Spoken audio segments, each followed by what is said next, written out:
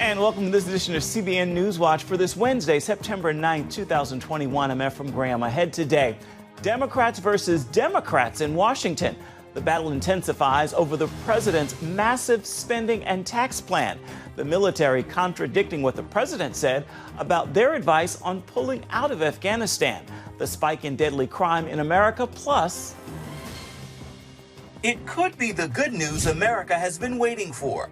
The former head of the FDA believes the COVID outbreak is coming to an end. And I think that there are things we can do to prevent this kind of episode from ever happening again. What he believes the U.S. has to do to stop the next pandemic, which could be coming soon.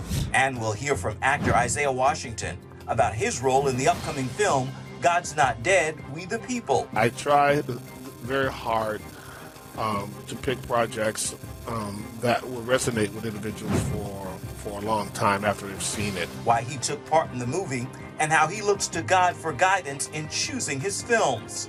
Those stories and more are ahead today on Newswatch. This is CBN Newswatch. And we begin this half hour with the huge battle in Congress between progressive Democrats on the left and more moderate Democrats. The two sides can't come together on the cost for the president's massive $3.5 trillion spending plan. So progressives say they will not support the bipartisan infrastructure bill. I would vote no, and so would 50 others. I think there's a lot of work needs to be done. Republicans say the plan is bad for the economy and for jobs because of its big spending and high taxes, something many moderate Democrats also have problems with. Want to turn now to the fight against COVID. Pfizer has submitted its information to the FDA for review on its vaccine for children between the ages of 5 and 11. The vaccine could be available for children by Thanksgiving.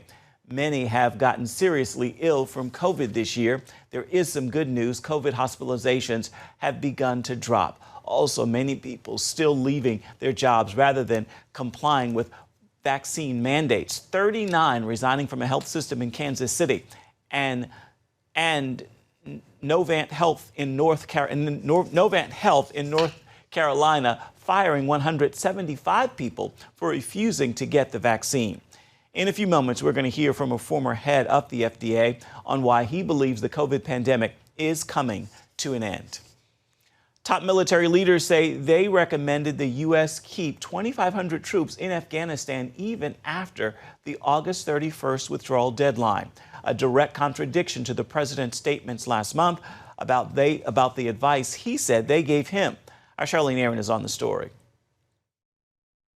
The nation's leading generals faced tough questioning by lawmakers on Capitol Hill Tuesday, saying they believed U.S. forces should remain in Afghanistan and implying they communicated that advice to the president.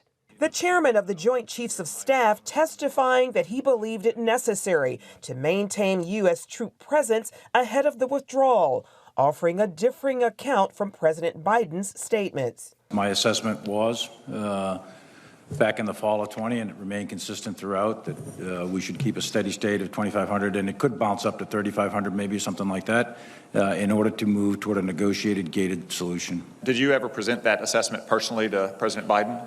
I don't discuss exactly what my conversations are with the sitting president in the Oval Office, but I can tell you what my personal opinion was, and I'm always candid. General Frank McKenzie saying he had warned what would happen if we didn't leave 2,500 troops behind. And my view is that 2,500 was an appropriate number to remain, and that if we went below that number, in fact, we would probably witness a collapse of the Afghan government and the Afghan military. So, General McKenzie, may I just, I guess my question is, would it be fair for the committee to assume that both President Trump and President Biden received that specific information? I believe it would be reasonable for the committee to assume that.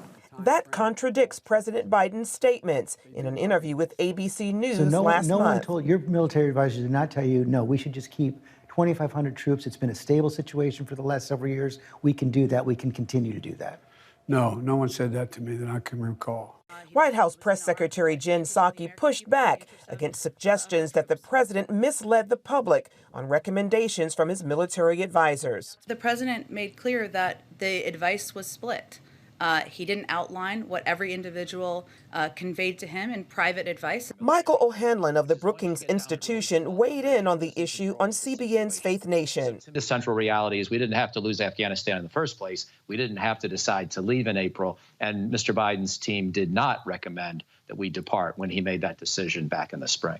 General Milley was also questioned about his calls with his counterpart in China during the final months of the Trump presidency in an effort to reassure China that President Trump and the U.S. were not planning any kind of attack. I am certain that President Trump did not intend to attack the Chinese. And it is my directed responsibility, and it was my directed responsibility by the Secretary, to convey that intent to the Chinese. He also said he reassured Speaker Nancy Pelosi that the president could not launch an attack on his own and went over protocols with his staff. At no time was I attempting to change or influence the process, usurp authority, or insert myself in the chain of command. Charlene Aaron, CBN News. America's deadliest year in more than a half century. That's what the FBI is calling 2020. While the world was dealing with COVID and civil unrest, homicides hit an all-time high. So what is the major reason for this alarming spike? CBN News correspondent Brody Carter has the story. More than 21,500 people were murdered in America last year. The pandemic and higher gun sales among the reasons considered for the surge in violence. One other factor, the high number of police officers leaving the force in cities across the country. The FBI's annual report on crime shows murders in 2020 jumped by almost 30% over 2019. That's roughly 5,000 more homicides, and the numbers are only going up. People in communities need to start speaking up and getting angry. Contrary to popular belief, murder isn't just a big city issue. In 2020, we saw a national phenomenon with a 20% increase in each region of the country. Louisiana led the nation for the 32nd year in a row. When you decide to defund the police, when you decide to make proactive policing nearly impossible, when you run out officers, guess what happens? You see a rise in crime. Jason Rantz, one of Seattle's leading conservative voices, says the shocking rise in violent crime is a direct response to the murder of George Floyd, social activists working to defund police, gang activity, and the death of America's police force. Why would anyone want to be a cop in 2020 and 2021? Why would anyone want to sign up for a job that is being made difficult and more dangerous on purpose? For the most part, police morale appears bankrupt. During a year of crime and protests, police retirements rose 45% and resignations were up by 18% in 2020. When you tell local law enforcement agencies that you are ineligible for money, that's defunding the police. When you reduce funding for police, you actually lose lives in the communities. Senator Tim Scott says he's still waiting at the table after Democrats walked away from the chance to pass bipartisan federal police reform. Meantime, more than 20 major cities have reduced police budgets, amounting to some $840 million cut nationwide. It's the big blue cities where they have failed to pass policies that protect their most vulnerable communities. Unfortunately, both Senator Scott and Rantz believe more violence is inevitable if we can't get the best people behind the badge. If you were to take a position that's pro-police, you immediately are called out. You are shamed, you are bullied. There are activists, a small number of them, who have a lot of power right now, and their goal is to abolish the police. Well, we're living in a world in which we're starting to see the fruits of their labor, and unfortunately, we're seeing a lot of dead bodies. It's important to note the murder rate could be even higher since the numbers are incomplete, with about 3,000 departments failing to submit data to the FBI last year. As for where things are headed, 2021 already seeing a 16% increase in murder. Brody Carter, CBN News. Coming up, it could be the news America has been waiting for, seeing an end in sight for the COVID-19 pandemic. Why one former FDA leader thinks it's a real possibility this year. We'll hear what he has to say when we come back.